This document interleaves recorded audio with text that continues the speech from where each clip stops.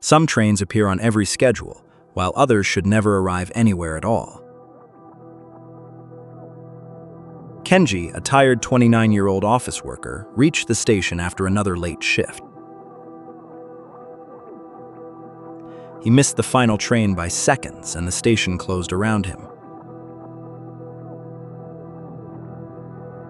Heavy rain and a dying phone forced Kenji to remain inside until morning. While waiting, he remembered the younger sister he had lost many years earlier. He often imagined her voice, but tonight it came from the unlit tunnel. The platform lights flickered as freezing wind carried a deep metallic groan. A silver-gray train without any number slowly emerged from the darkness. Black windows reflected Kenji while broken symbols flickered above, then vanished. The empty doors opened, and Kenji hesitated before the silent carriage. A warning bell sounded, and he entered just before the doors closed. Dust filled the carriage, where silent passengers guarded strange personal belongings. Their clothes came from different decades, yet none answered Kenji's question. An impossibly tall conductor appeared, hiding a completely blank face beneath his hat. He offered a blank ticket and warned Kenji never to leave at Platform 0. The punch clicked, darkness fell, and the faceless conductor disappeared without leaving a mark. A pale schoolgirl now sat across from Kenji on the previously empty seat. She called herself Aiko and quietly said he should never have boarded. Kenji asked their destination, but Aiko said the passengers had forgotten home. The train passed empty stations, including one filled with hundreds of open umbrellas. At the next station, rows of abandoned shoes faced the railway tracks. A missing person tag marked one suitcase, while an old family photograph faded nearby. Aiko revealed that every passenger had once disappeared from the outside world. The train collected people forgotten, misplaced, or slowly erased from living memory. Their journey ended at Platform 0, where forgotten names waited without owners. Flickering glass reflected Kenji's sister, smiling and calling him exactly as before. Aiko seized his sleeve and warned him not to answer the familiar voice. The train slowed through darkness as weak yellow lamps emerged inside the fog.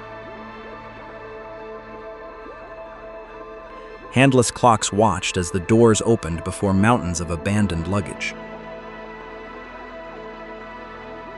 Beneath one yellow lamp, Kenji's sister waited in her familiar dress. She claimed she had waited for years and begged him to step outside. Kenji knew she might be false, yet grief pulled him from the carriage. As the doors closed, his sister dissolved into pale golden smoke before him.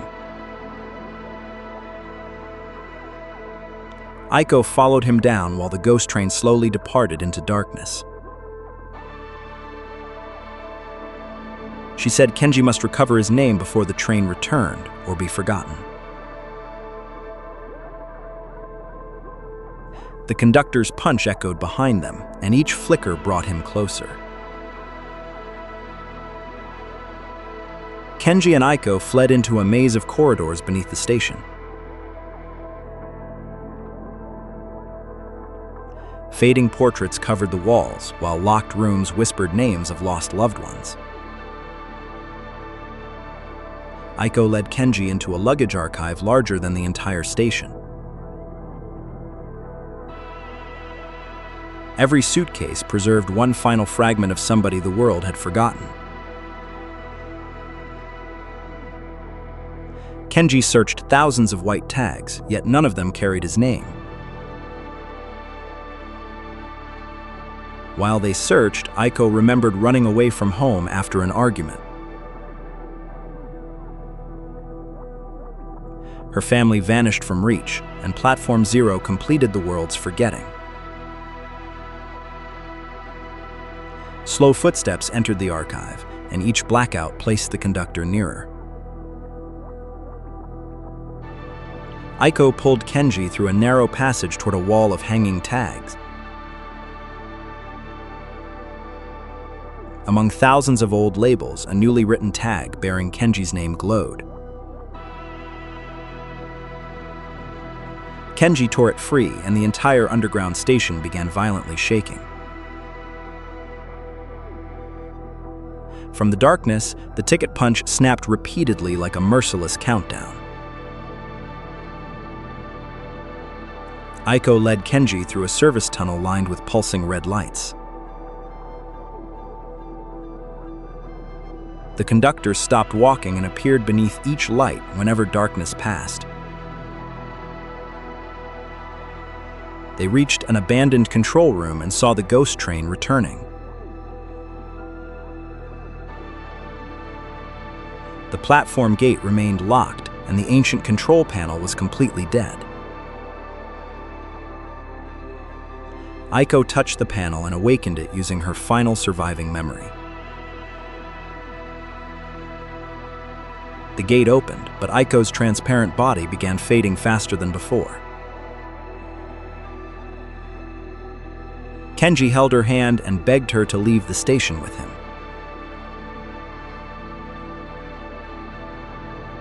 Aiko showed him a blank tag where every trace of her name had vanished. She could not leave because the outside world had forgotten her too completely. The conductor appeared at the corridor's end and raised his metal punch. Aiko pushed Kenji through the gate, then locked herself on the other side. Smiling for the first time, she asked Kenji to remember her name.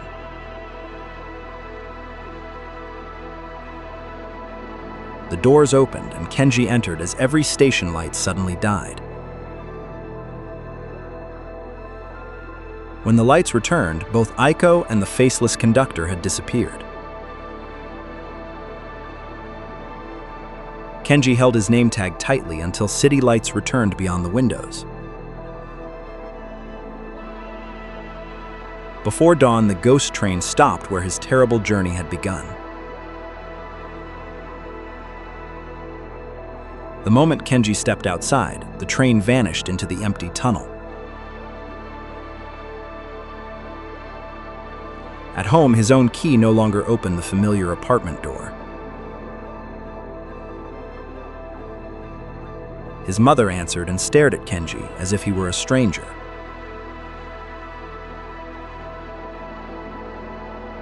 At work, his identification failed, and another employee occupied his desk.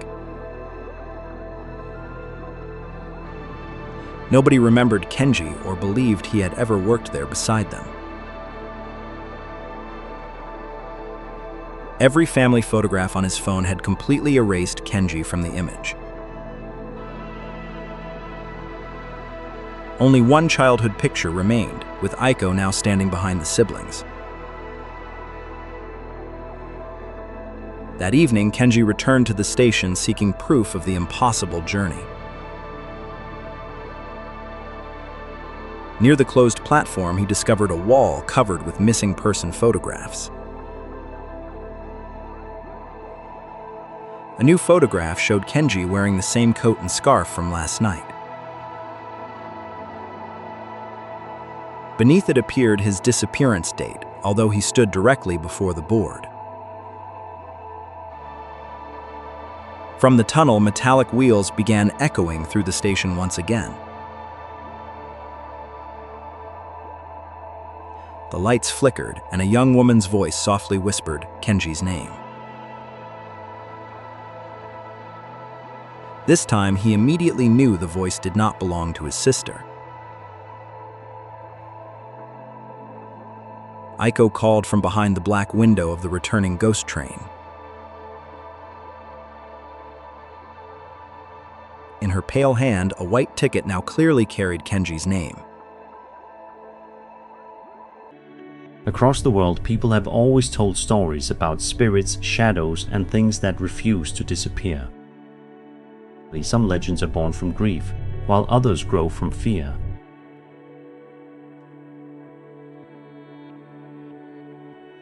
Sometimes a ghost story survives longer than the people who first whispered it.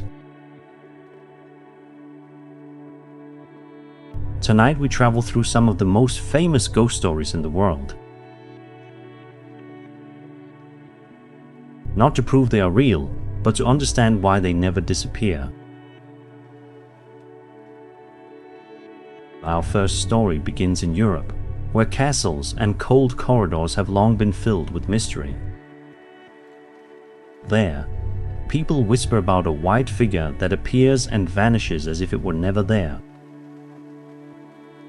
It's the legend of the White Lady, one of Europe's most famous ghosts.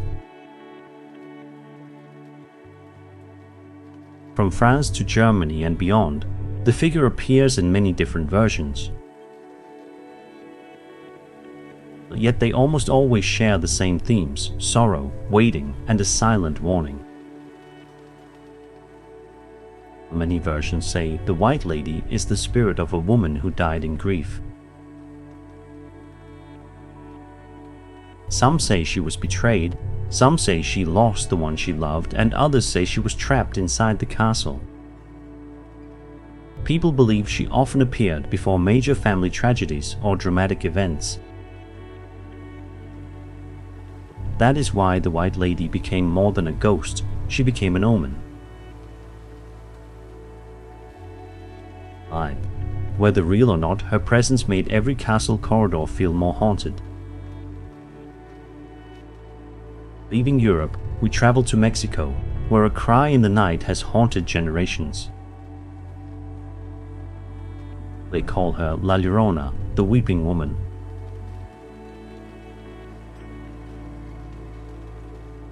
Legend says she was once a mother who, in despair, caused a tragedy that could never be undone. Afterward, her spirit wandered endlessly, crying out for her children. Many parents used the story to warn children not to wander out at night. That is what makes La Llorona so powerful. She is both a ghost and a warning. Her cry is not described as anger, but as grief that never ends. Some claim to have seen her near lonely roads beside rivers, canals, or lakes. Though the story has many versions, the image of the weeping mother remains alive across Latin American culture. From Mexico, we move to Japan, where a modern urban legend has unsettled countless people. She is Kuchisake Onna, the woman with the slit mouth. Legend says she appears at night and asks a simple question.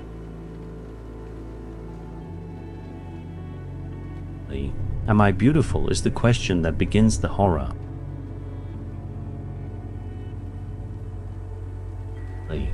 In the legend, the wrong answer leads to frightening consequences. Its simple question helped the legend spread quickly among Japanese students. Kuchisake Onna is a classic example of how urban legends evolve in modern society. The fear does not need castles or forests. Sometimes it lives on familiar streets. Leaving Japan, we arrive in the United States, where a Tennessee home became linked to the famous Bell Witch. Unlike many ghosts that are merely seen, the Bell Witch was said to speak and torment the Bell family. The stories describe knocks, whispers, and strange disturbances inside the house. The Bell Witch stands out because it is tied to a specific place and family in American folklore. The tale gradually expanded from a local rumor into a national legend.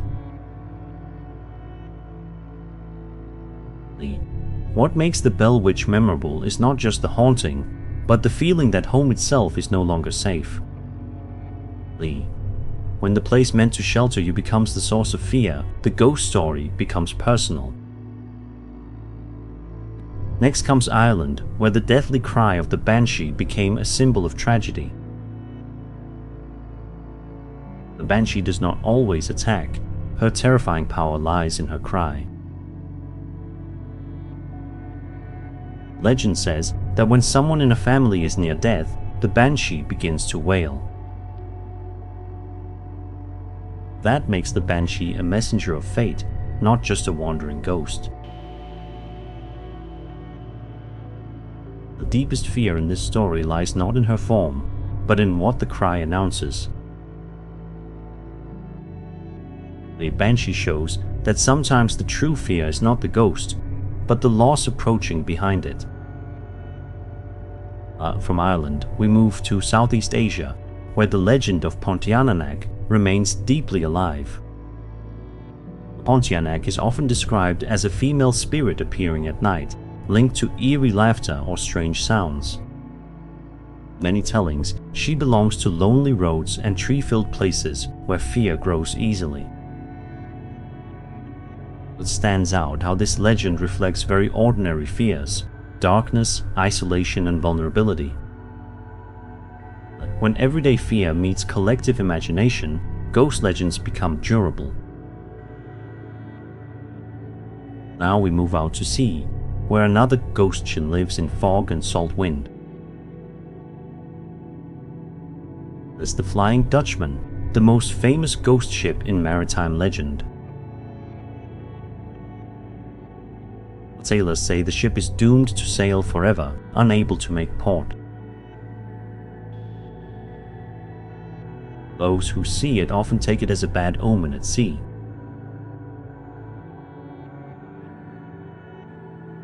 Unlike ghosts tied to homes or families, the Flying Dutchman belongs to the fear of the sea. It represents the feeling that the sea follows its own laws, beyond human control. Looking back, each culture seems to shape its own kind of ghost. Yet beneath their differences, they all speak about deeply human fears. Fear of losing loved ones, fear of abandonment, fear of darkness, and fear of the unexplained. Because they touch real emotions, ghost stories survive across generations. Many ghost stories also function as warnings or moral lessons. Some stories protect children from danger, while others remind adults that actions carry consequences. And some stories survive simply because humans enjoy being frightened from a place of safety. The more mysterious and unprovable a tale is, the more room imagination has to fill the gaps. That is why each generation retells the same story in a slightly different way. Famous ghost stories do not have to be real to have real influence. They travel into books, films, television, and even modern online rumors. Whatever the format, they still perform an old function, making us pause and wonder what hides in the dark. Perhaps the true fascination of ghost stories lies not in the ghost, but in the darkness inside us. They reflect what we fear, what we regret, and what we cannot control. That is why a famous ghost story often behaves more like a mirror than a monster. The longer we look, the more it reveals about us and the world around us. Some stories may have begun with real events and then changed over time. Others may simply be perfect creations of collective imagination. Either way, they help us understand the cultures from which they emerged. A ghost in a European castle is different from one on a Mexican river or in a foggy sea. Each place gives its fear a different shape.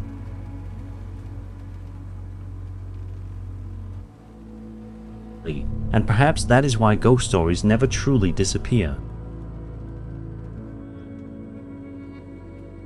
As long as humans still fear, regret, and wonder, whispers will remain in the dark. And somewhere, perhaps right now, a new ghost story is already being told.